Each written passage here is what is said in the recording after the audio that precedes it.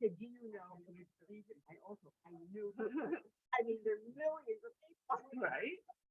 But I actually did. Yeah, he said, do you, oh, no, do you know somebody? I'm gonna tell you, you might know, it's like, the chances are somewhere between Slim and Nut, and then he says my name. I know. You never know. You never know. Okay, here we go. Hi, Irene. Okay. Okay. Okay. I don't know. See her. And I know that for whatever the reason, Tova has sometimes been on. She's not well. I was wondering why she used to come in all the time. Oh, sorry. Whatever. Oh, that's it. Okay. Because I was so surprised to see her. Yeah, that you had told me. But then I've been seeing her, on the computer. All right. Hello, good to see you. What do you, they didn't put me in?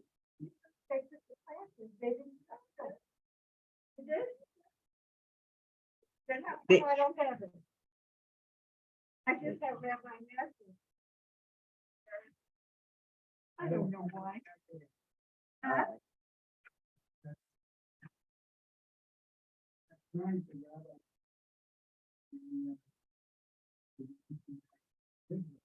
Oh. Oh.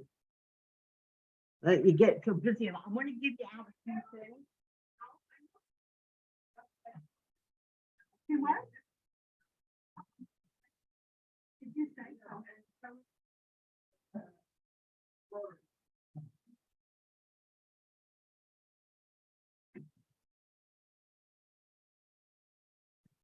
Oh, we're gonna talk about you. I need to put stuff.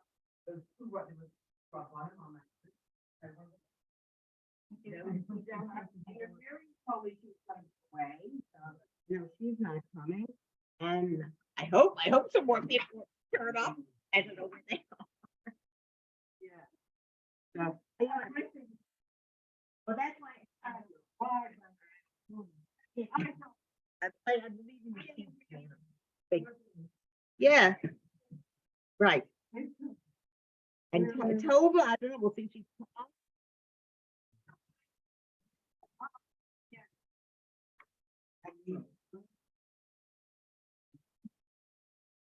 All right. So I'm going to be finished of runners and the tires. These are the new seats. Well, I've got shore and then the bottom. I want to finish those up today and then we'll go on to come on this week. Oh, you are, all right. Okay. So we'll be reading about him, learning. So hopefully you do those sheets. That's the one that says on top. Okay, Irene, hopefully you're hearing me. It says rabbinic leaders of 16th to 17th century Poland. And we are on page 4 of that. I'm going to be discussing a Rabbi Abraham Chaim Shor. All right.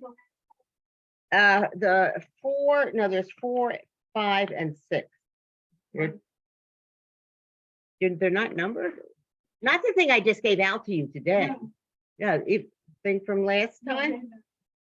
Okay, well then where it says it starts with you'll listen to me. So you'll absorb it that way. Okay, it is 10 o'clock, so I will begin. If hopefully some more people show up, great, but if not, we will have a nice little private session here. Okay.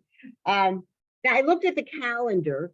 So I originally had marked on my own calendar that I would teach till the end of March, but I realized that last Thursday of March is literally like 5-6 days before Pesach. So I'll be teaching. There are 5 Thursdays in March. I'll do the first 4. Right. And when I'll remind you.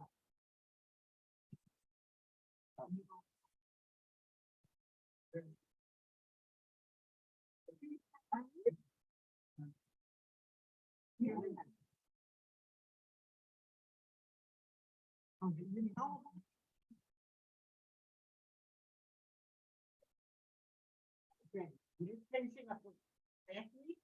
You have your teacher? No. So let me do that. Just give me a minute, Irene. Well, here we are. Oh, you're right. Some of it was not marked. I don't know for some reason I had. Oh, I. Okay, we started with this. Did you pick that up last week? Maybe you Yeah, did. you just told me. So it's an extra? I've been waiting. If you haven't been there, I don't know. Hold on, I'm checking now. You can. Yeah, that's true. Yeah. Okay. So at the end of the sentence, give me back whatever extras you might have. Okay. So today we're going to be continuing. What I'm doing is 1648, those Khmelnytsky pogroms, attacks, revolt, whatever, certain ways you could describe it, is a watershed moment, 1648. So middle of the 17th century, going to be a dramatic change in the position of the Jews in Poland. But up until then, we will continue to have some Rabbanim who will be living there and producing great works. But so these two Rabbanim that I'm talking about today, that they died before 1648. So, and those that I'll do after I talk about Khmelnytsky rebellion, they will be those who lived either during 1648 or went beyond that. Okay. That's what we're going to talk about today. So I'll tell you in a minute. Okay, so let's do these two Rabbanim. Let's learn about them. Where did they come from? What's their contribution, et cetera, et cetera. Okay, so the first one is this Rav Avraham Chaim Shor. It can also be spelled Schor, right? Every time I look at a different source, it's slightly different spelling. All right. And he was born about, it's not there, but if you wanted to mark it down, around the year 1560. But he apparently it's known he definitely passed away in 1632. Rav Avram's father. Wait, hold on.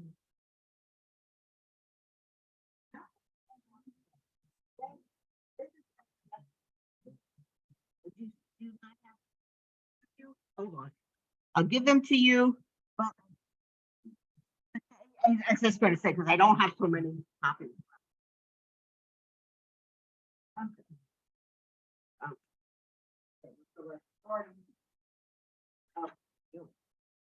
Okay. Now I'm back, Irene. Okay. All right. His father's name was Rav Naftali, who's also a well-known, respected disciple of the Ramah. And he's just to remind you, Ramah is the one who wrote the Ashkenazi interpretation of the Shulchan Aruch. His mother was the granddaughter of Rav Shalom Shachma of Lublin, one of those original great Rabbanim in Poland. And Rav Hirsch himself was descended from, the father was descended from the French Tosfos and Torah commentator Rabbi Yosef Bechor Shor. So I don't know if you remember, we had talked about the Bechor Shor. All right. So illustrious family, good yichus. Okay, let's learn more about him. Rav Avraham served as the rabbi of Belz, Kremenetz, and Satanov. But he ended his life in Lemberg, and Lemberg is Lvov. His legacy is not based on his halachic decision, as some of the other great rabbis are, but for the chidushim he presented to his disciples, new innovations he came up with. His most popular work, I don't know what this means. Also, to me, it makes no sense. All right.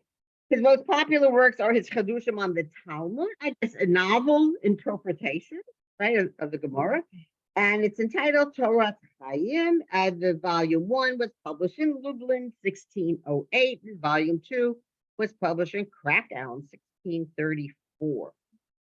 They're often quoted by later commentators. Do you? Okay, good. In this work, Rabbi Avram is revealed to be a very independent thinker who does not shrink from criticizing the interpretations of Rashi and Tosfos. All right. Let's a little bit more. Repudiating them, right? He obviously disagreed with Rashi and Tosfos, or they are considered the greats of the greats, all right? and giving his own original commentary. I mean, if you have to be very confident, you must feel that you have really reviewed and mastered the material if you can offer a critique, of these great works. His comments are noted for their incisiveness and clarity. His work also contains many oft-quoted explanations on the agadic material of the. That's what we learned so much about Jewish history from that agadic material. After the commentary of the Maharsha and Maharam Lublin, Torat Chaim is considered to be one of the most important works on the Talmud. Rav Avram Chaim also authored another book called Son Hodshim, Chidushim on the Talmud order of Hodshim. All right, this is the first comprehensive collection of Chidushim after the generation of the Tosfos to be written on this very difficult section of the Talmud. All right. What is Hodshim? I don't know. I never studied. No, because it's probably too hard. And I haven't gotten to it in Daf Yomi yet. So. Yeah. Okay. So I'm about to start the Daf. Finish it, if the head is rabbinic. Okay, so finishing that up today, then we're going to start new things. Okay. Rav, all right. He authored this work together with Rav Mordechai, a rabbi of Berzon, and then he died in Lemberg in 1631. This work was published a century later by his grandson, together with his own substantial edition. Very nice. Now we're going to learn about another person who's a very, very prominent personality, and that's Rav Yoel Circus the Bach. And we'll explain why is he called the Bach. Okay, his date 1561 to 1640. So he lived a nice long time span. Yeah, very nice. The Bach's father was a respected member of the Lublin community. Lublin, you see, was a preeminent Torah center. In his youth, the Bach had the privilege of being in the presence of Maharsh. There he had occasion to observe the Maharshal's actions, and from these observations, he derived several halachic conclusions. If you ever think back to various teachers you might have had, sometimes you will pattern yourself after a particular teacher, because I had this one very wonderful teacher when I was in elementary school, Rabbi Goldberg. He's Allah Shalom, he has passed away. But he, I felt he really embodied and lived the words of the Torah. And I mean, my father himself was a Rav, but as a straight teacher, he was a wonderful, wonderful person. Yes, he definitely did. In his early years, the Bach studied under the rabbi of Lublin, Rav Shlomo Leiberich, and Rav Hirsch Shor, who just, that father of the prior Rav Shor. Later, he learned with Rav Shlomo Feivish and Brisk. Can't possibly remember all these names, but just know he learned under numerous very prominent rabbis. While still a youth, he was invited to fill the rabbinate of the Lithuanian town of Lavani, and thereafter officiated in numerous rabbinic positions throughout Poland, Galicia is now more southern Poland, and Podolia, which is more to the east, so it's part of Russia, or what became Russia. He eventually ended up in Krakow in 1619. Being a man of means, Rav Yoel maintained a large yeshiva, and he supported some of the students with his own funds. He had numerous students who later became scholars in their own right. Now, why is he called the Bach? Rav Yoel composed an extensive commentary on the Torah. The Torah is what comes before the Shulchan Aruch, right? So it's Baal HaTurim writes the Torah, divides halacha into four major categories. And then Rabbi Yosef Karo writes a major commentary called the Beis Yosef, and then he decided to write a shorter version, and that's the Shulchan Aruch. All right. And it's abbreviated. So this work that he wrote, the commentary on the Torah, is called Bayit Chadash, and it's abbreviated Bach, and that's why he's known as the Bach, and that's what it's called today.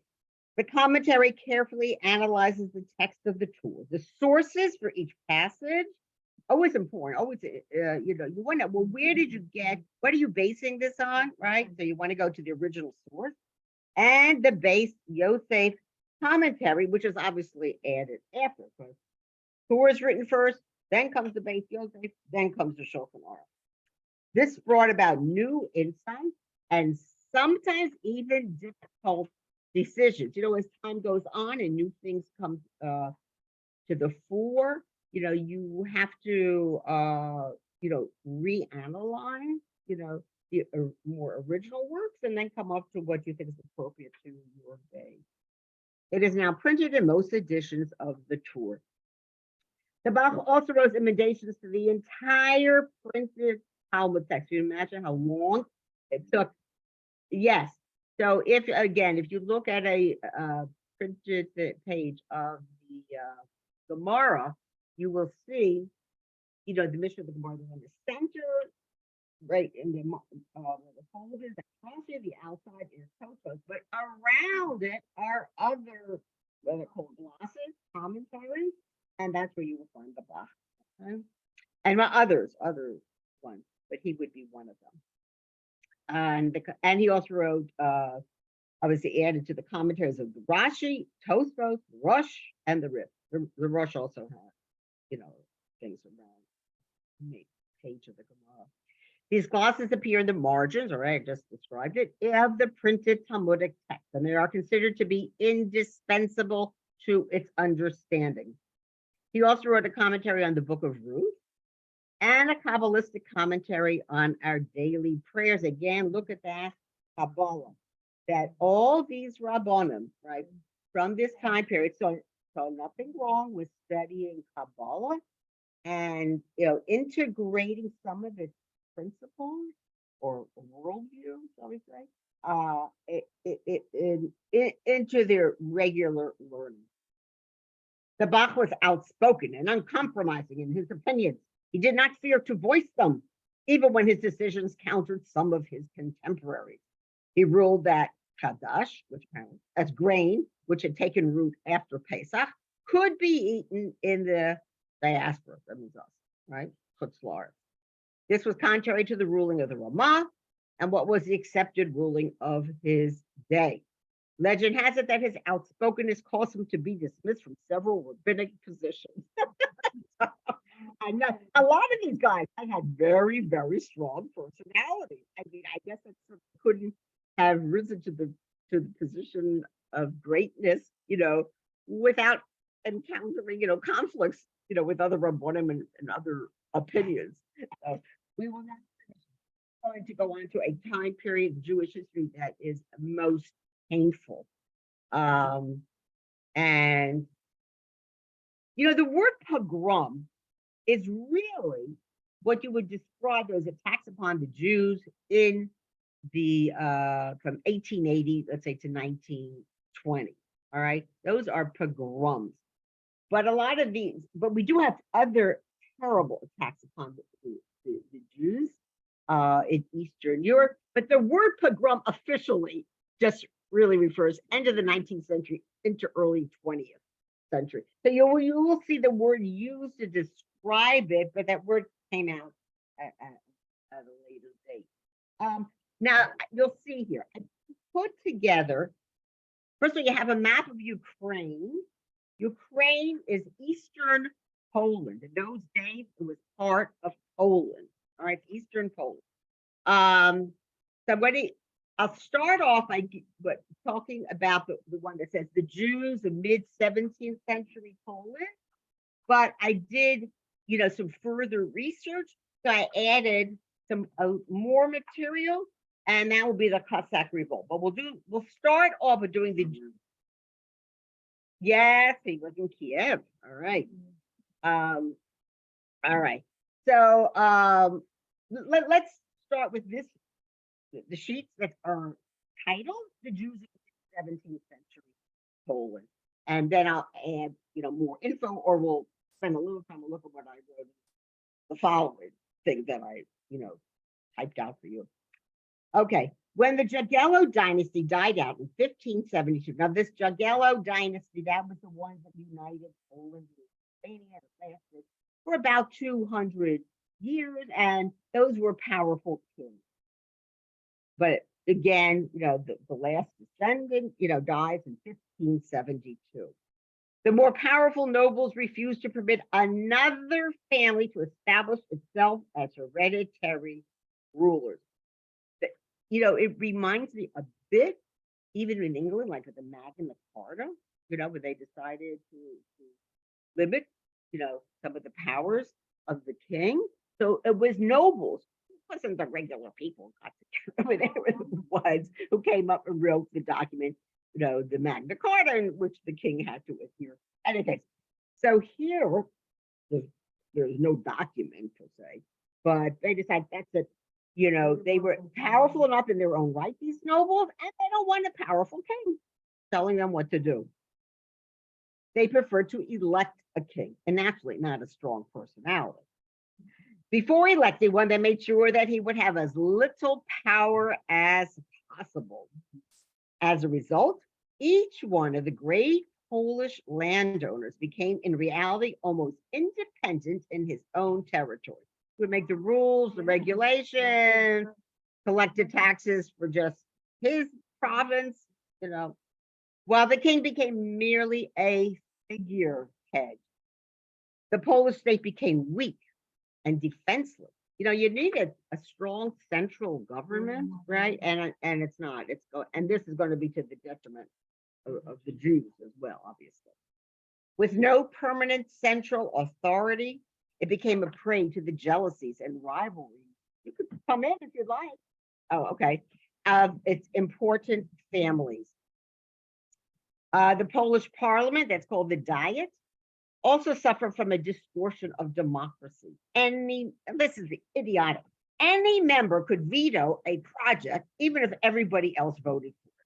So where's the majority rule? I mean, this is ridiculous. If one person disagrees, so then to have with whatever they were deciding upon, whatever.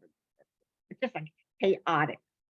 Worst of all was the terrible injustice done to the peasants of the southeastern province known as Ukraine, which was situated between, I hope I'm pronouncing these rivers correctly. How do you pronounce it? Dniester and Dnieper rivers. I'm sorry, I'm not really good at that. I don't know how to say those properly. The population of this territory was, I wrote here Greek Orthodox, but I think it's more like Russian Orthodox. Greek Orthodox started off first, in Constantine's day, there's a split between a Roman Catholics and then Greek Orthodox tradition, but then it sort of took on a slightly different version in Russia, and Ukraine, is right on top of Russia. That's why Russia is claiming that territory, exactly. And Poland is Roman Catholic, right? Yes. Another reason to dislike one another. The Ukrainians consider themselves Russians, and they looked upon their Polish landlords as conquerors. They loved the freedom of the steppes, while the Poles held them as serfs tied to the soil. Frequent rumblings of rebellion were heard, which the Poles put down with great cruelty. Sooner or later, trouble was bound to come. So let's just look briefly, right, at this other one I gave, because it will complement, right, this first information. Southern Poland, known today as Ukraine, was the frontier which separated Poland from the Turks and the Tatars to the south and east. The Tatars are from Crimea, right? And that's been, that's as that was several years ago, Russia claimed to the Crimea. You remember the Crimean War, the 19th century. And also then it's closer to the Ottomans. So again, this sort of became a buffer state position, all right? The country was sparsely populated with runaway serfs. I found that interesting, who had escaped from their masters in the north. And that could, when they say the north, that might mean they're coming from North Albania, northern part of Poland. At the end of the 15th century, the Polish government organized these wild tribesmen into military companies for the purpose of border defense. They were henceforth called Cossacks. All right. From a Turkish word meaning free men or adventurers.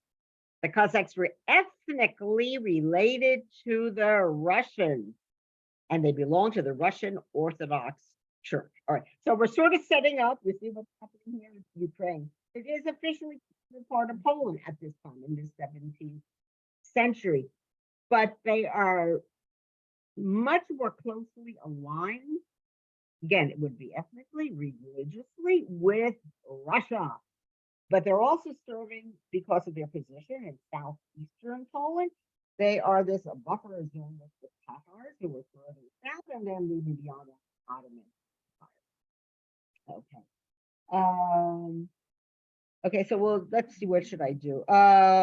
Okay, so let's go back to that first one that I was doing, the Jews of mid-17th century Poland. All right, the Jews of Ukraine. Each of these factors in the condition of the Polish state affected the Jews. As the central government became weaker, the Jews were left to the mercy of the propaganda carried on by the lower clergy. It's always clergy, they would preach constantly. This is every Sunday, and people were religious in those days. For the Sunday mass. I remember Poland is Catholic, Roman Catholic, okay. By the lower clergy and to the malice of the townsmen who were just jealous of them. I mean, this is, from the get-go, unfortunately. The Jews of the towns in Poland proper found it increasingly difficult to earn their livelihood. The large landowners, however, were able and willing to protect the Jews who settled in their territory. A system developed whereby the Jews would either rent the vast farms of the landlord or become resident overseers. The Polish noble, immersed in politics for pleasure, they were absentee landlords, would go to Paris or to Warsaw, living on the money squeezed out of the peasants by means of the Jewish overseer. Another reason to hate the Jews. Okay. The nobleman was interested. I suppose if the old nobleman ever made his appearance, it would be a pomp and ceremony. Maybe he would give out certain favors. So the people, would look upon them fondly. But who are they dealing with on a daily basis? Those Jews, those annoying Jews. The nobleman was interested only in his income. The Jewish population scattered over Ukraine was left exposed to the hatred of the peasants. The Jew may have sympathized with the Ukrainian peasant more than with his pleasure-loving landowner, but he had to do what his employer demanded. I mean, that's where his income was coming from. The Ukrainian peasants therefore associated the Jews with the hated. Nasty. And don't forget, if we're talking about Ukraine now, listen, believe me, they hated them in Poland, proper. But in the Ukraine, now it's all mixed up with, religious reasons, political reasons, there's a mishmash of reasons why they're going to. And why the revolt is going to start in Ukraine, right? And not in Poland. They don't need a reason, but that's true.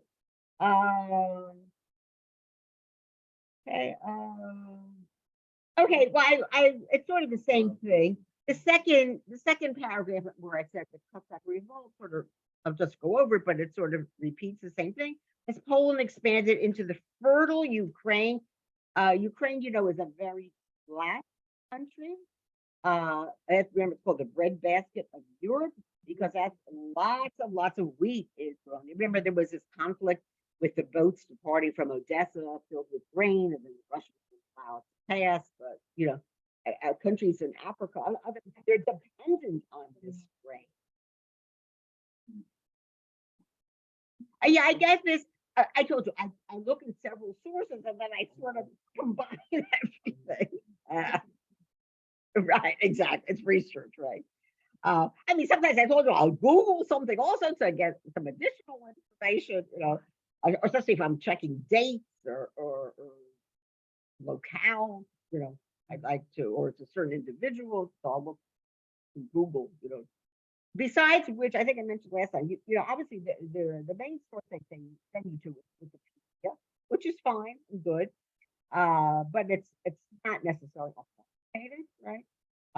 You could send in something, if you wanted to edit an article. But there are some Jewish sources. First of all, Encyclopedia Britannica is there, so I think that's a very scholarly work. Sometimes there'll be an article from the Jewish Encyclopedia, which is also something an authoritative source. I wish they'd come out with a new one, an updated version. It was one thing when my father, was sort of dismantling his library. So, Dad, I want Encyclopedia Judaica. So I look at that, often for source. And then there's also something online called something like Jewish Virtual. I forget it. Which also gives some very, good information. Okay. That the Ukrainian peasants were heavily taxed, exploited by the Polish overlords. All right. There was great animosity, obviously, between these two classes. And it's exacerbated by the religious and ethnic enmity fostered by both groups. Again, Poland is Roman Catholic, and they are Greek Russian Orthodox. So it's a different religion, and they're also ethnically Ukraine associates themselves more with Russia than they do Poland. Very often, right, the Jews would administer the Polish landlord's estate, so then they became identified with the oppressors, and they were responsible for collecting exorbitant taxes. Nobody wants to give up their income, to pay taxes. So the ill will generated by this was further augmented by the hatred born against the Jews because of their race and religion, from ad infinitum, from right from the get-go, it's and certainly fostered by the church. Didn't matter whether it was the Catholic Church or the Russian Orthodox, they all blame the Jews for all the ills. Okay, now we're going to start with more about what happened in 1648. All right. Now we'll talk about Chmielnicki. And also, like my notes, I wrote them so to get some more information about it. So we'll just start with the first paragraph. We can go back now to the one that said Jews of mid-17th century Poland. So I don't know if yours has the number, mine is page 2. Okay. A petty officer of the local Ukrainian forces. He's named Chmielnicki. It's spelled in different ways, different sources. Sometimes it's spelled like in the second sheet I gave you, it's spelled Chmiel.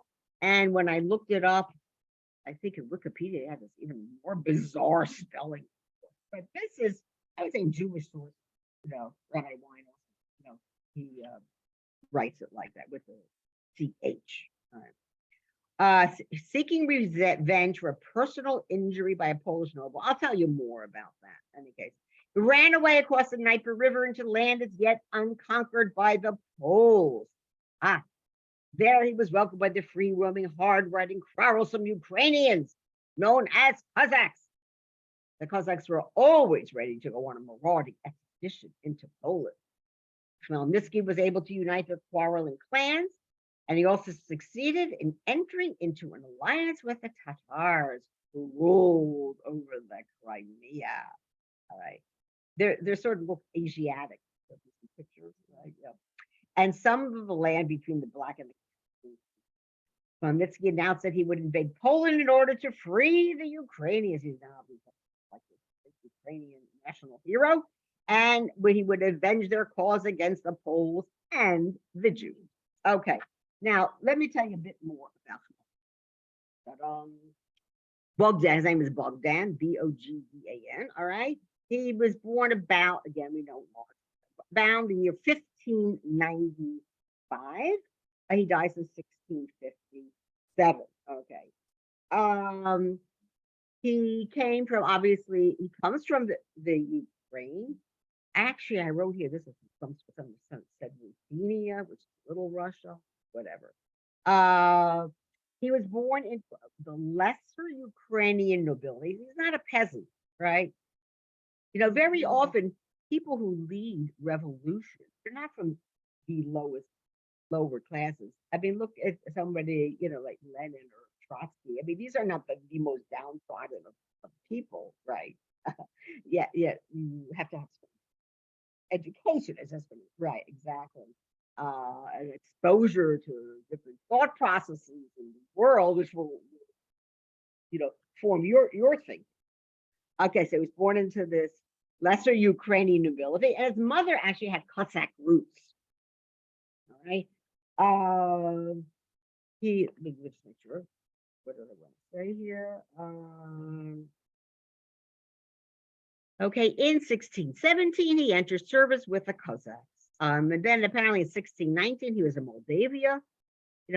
That's in the news too. Also, a lot of people from Ukraine, especially women and children, when it's more southwesterly, of Poland.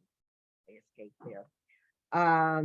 And then there was apparently a war at that point with the Ottoman Empire. He was a soldier. He was captured by the Turks, and he was actually a prisoner in Constantinople for a while. I mean, not an extremely long time, but maybe a few years. So they not sure how he got away. Either he somehow managed to escape, or he was ransomed. All right. He then obviously went back to Ukraine. Oh, first, I just want to talk about his education. He actually went to a Jesuit college. Not Jesuit; those are Roman Catholics. But he retained his allegiance to the Russian Orthodox Church.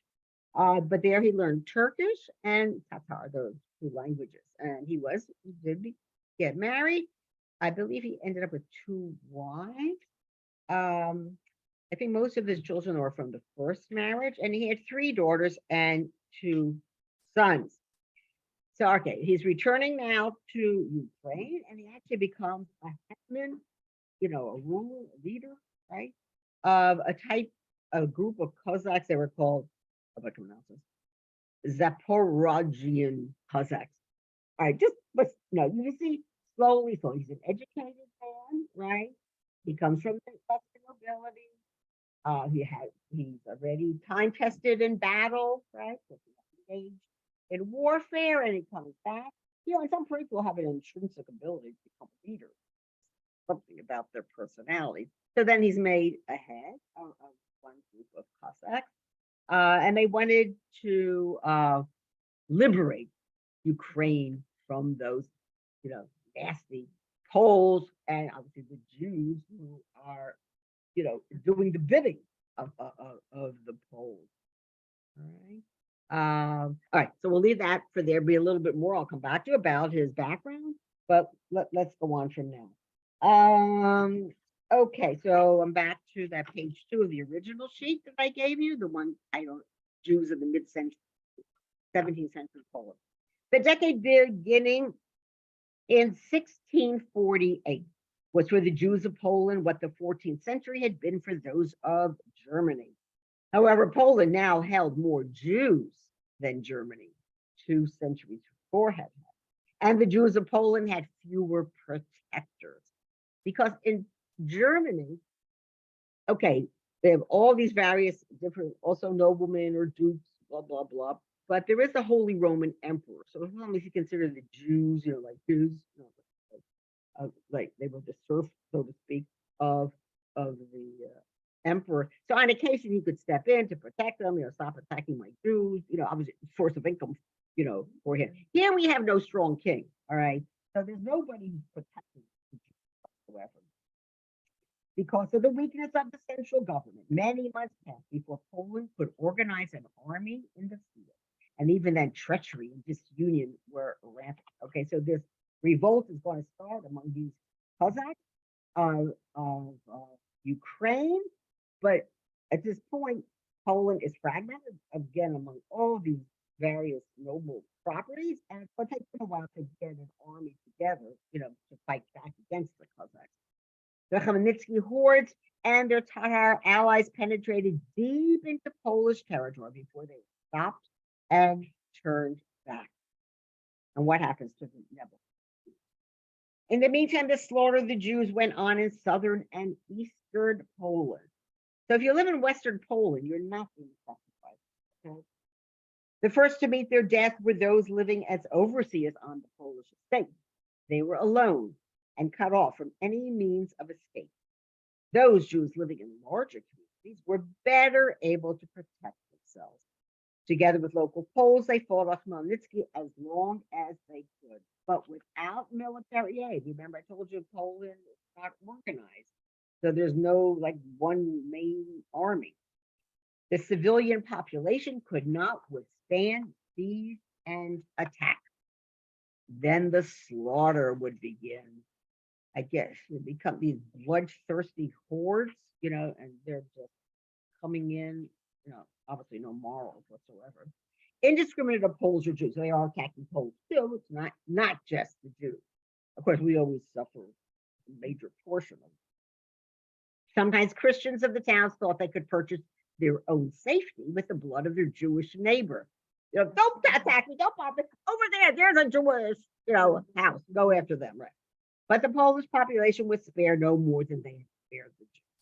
Many Jews preferred to surrender to the Tatars. Remember, he's an alliance with the Tatars, who were infinitely less cruel than the Cossacks. Isn't that interesting? So the Jews actually preferred it when the Tatars would have attacked their little steppe. And when the Cossacks did, why? The Tatars were satisfied with just selling their captives into slavery. So what would happen? They would sell a lot of them into like the Ottoman Empire, right? Or other places. But because they know there's this Pidyon Shavuyim and that the Jews who lived in these other places will come to the fore and redeem their brethren. This is how they made money. So from the Jews' perspective, well, believe me, that was terrible people to their lives, but better that than they massacred, right, by the Cossacks. 3 years passed before comparative peace was returned to ravage Ukraine. And at that point, those Jews who had fled were able to return. I always think to myself, even nowadays, after World War II, why did all those Jews go back and settle, in Germany and or Eastern Europe? I don't know. I never could have.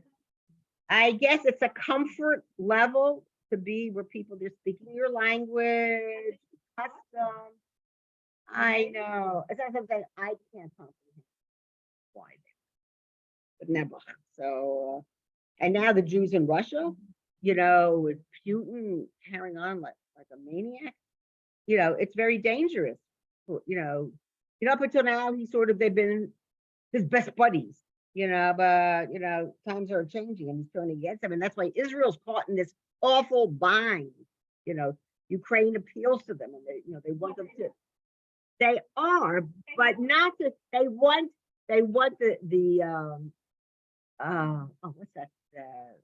They want the defensive thing, that Israel. Yeah, they want like the Iron Dome. They want things like that. Because Israel and has the expertise, right, in operating them. But Russia is in Syria, so Israel's just not sure. And I can't give them proper advice. I have no idea what's the right thing to do. Let me just say this. Yeah.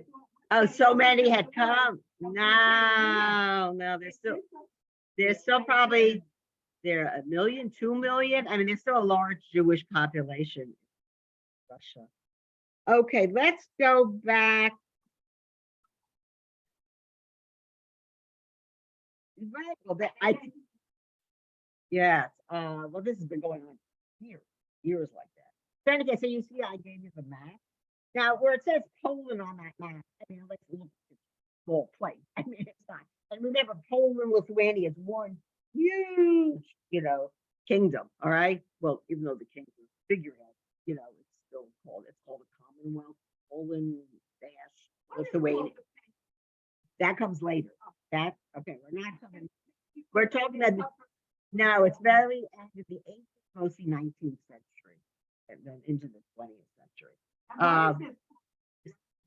I think that's, I think that's, is that Belarus? I get confused with the two things, but I think that might be. I have a young friend who's Russian, and he's my kid's age, who lives now in Hollywood. So I need to contact him for further clarification. He used to go back to Russia every once in a while. He had a sister living there, but she's now left also. She's living in Rome, Italy.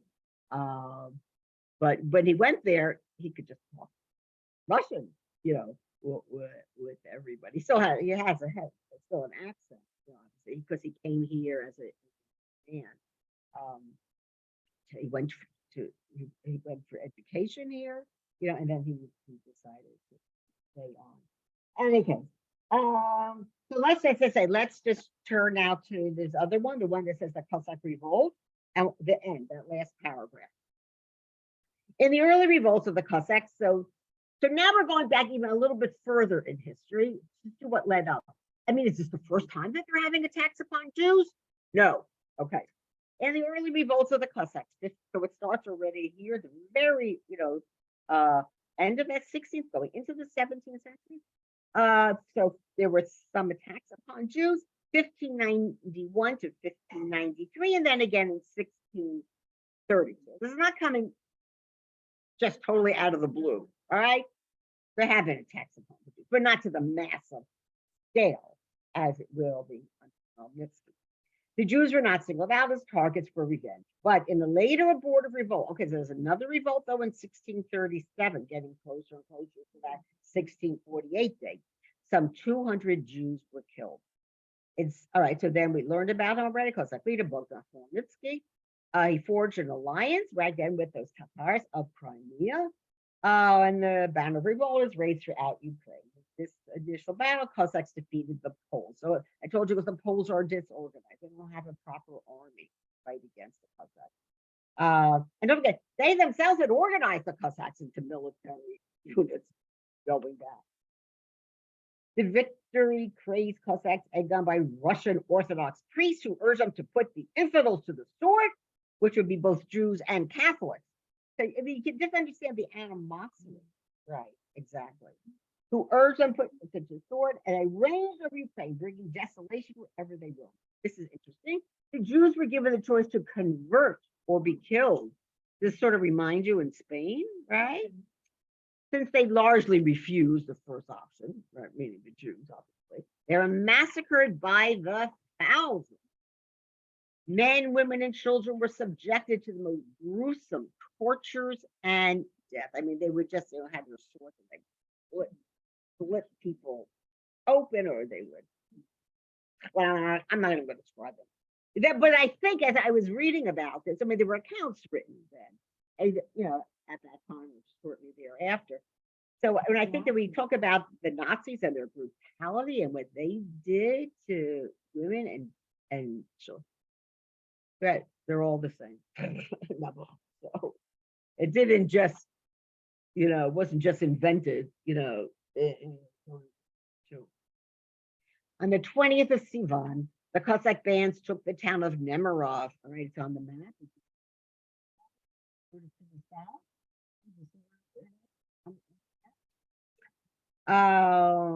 And they butchered 6,000 Jews. Among them, the aged and revered Rav of the town, his name was Rabbi Yechiel Michal. So let's do a little bit more on this. All right, and then I can go back. In the year 1651, the Poles finally defeated Khmelnytsky. They finally got their act together, organized an army to fight against him, to push him back. But this did not end the unrest. Rather, it hastened the demise of the Polish Republic, and just weakening them. The Cossacks formed an alliance with Russia, Poland's old enemy, and began a 13-year war, sometimes it's a 10-year war, whatever, which would ultimately result in the dismemberment of Poland a year later. So back to my Google. So apparently in 1654, Khmelnytsky made a treaty, or as representing Cossacks, a treaty with Russia, and he placed the central Ukraine, under Russian protection. All right, so now we're going to get a bit of Russian involvement. Let me just make sure I have anything else here.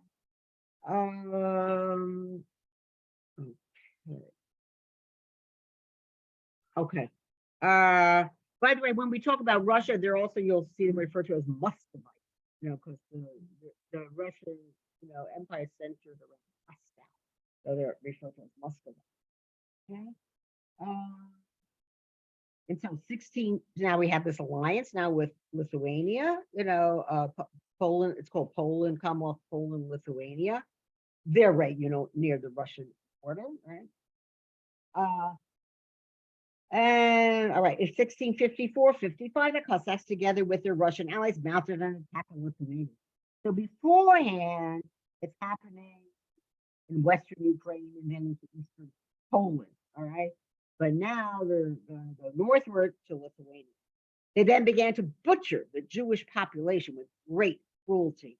When the Cossack hordes reached Vilna, the center of Jewish life in Lithuania, even though we think of Vilna associated more perhaps with 19th century, it was already a very prominent town and a Jewish town, going back into the 17th century. They then began to butcher the population with great cruelty. When the Cossack hordes reached Vilna, the center of Jewish life in Lithuania, Radziwill, you don't remember Lee Radziwill? Yes. I'm sure that it's all related to this. That was Jackie Kennedy's sister, right? Fled together with his army. That's it. They gave up. Here are coming these Cossack hordes. Let's vamos. They left the city defenseless. On the 23rd of Tammuz in the year 1655, almost the entire Jewish community fled the town. Those who prepared horses and wagons for themselves loaded them with their wives and children.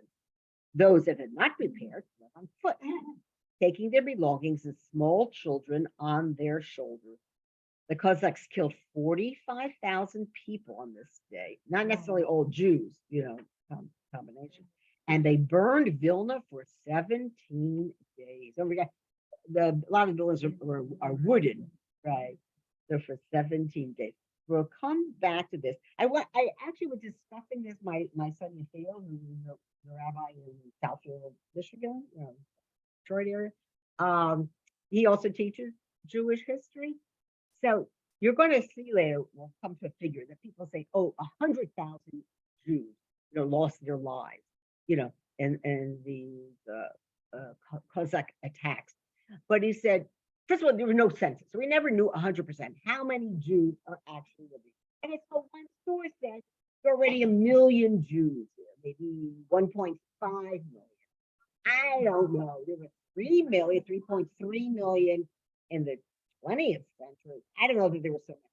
So they feel, modern day scholars feel that the numbers have been inflated. Exactly. So they think, again, they don't know 100%, but not 100,000 Jews. Still a terrible devastation, but more maybe like 15,000 Jews in total were murdered. But again, I don't know how many people were actually living there. I don't think that 1 million figure, is necessarily correct. Don't forget, there are a lot of Jews living in the Ottoman Empire. There are Jews already in Western Europe going back, or Jews trickling back to France already, so it's really unclear. There's no Jews in Germany. But look how this coincides with that 30 Years' War, which had forced so many German Jews to leave and go eastward into Poland and Lithuania. So that 30 Years' War, 1618 to 1648, finally comes to an end. Those Jews, they've now escaped to the east. And look what's happening. Now they're getting attacked again. So you'll see how the migration, they're going to go, going to go back to Germany, because that's why, again, what we're going to learn about 18th, 19th century Germany, there's going to be a great flourishing of Jewish life in Germany. And the reform movement's going to come from there.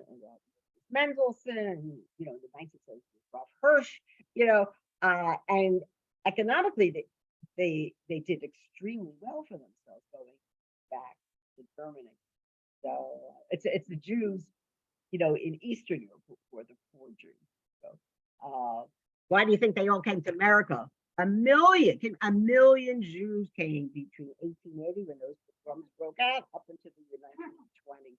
Why does it stop in 1920? Because the U.S. Congress passed the Quota Act, and Jews from there were no longer accepted, except like a very tiny church. Right, just in time for World War II, unfortunately. Okay, so we'll pause here.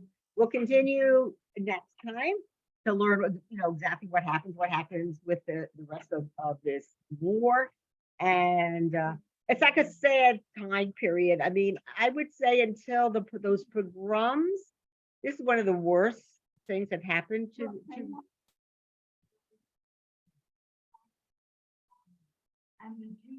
No, you're talking about, you're mixing it up.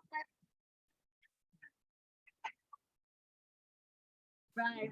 No, my Zeta came to America, but in 1907, because the Tsar was after him. So that's why he ended up to America. But you have to, we're 17th century. So this is before, way before. So, but look how far back this animosity is going to. I mean, I think that's, yeah, it's never. And we were put in a very uncomfortable position by those Polish lords, because we were the middlemen and we collected the taxes.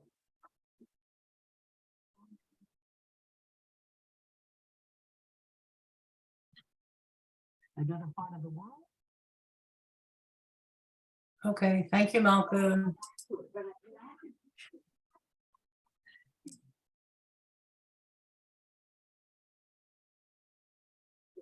But I'll probably finish up this year more with, because there's so much more. Oh, and then yeah. Well, yeah.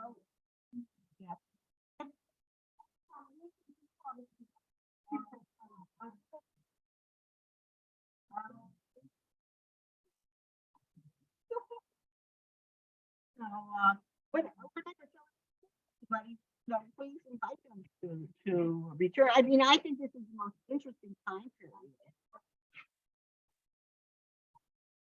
Yes, right.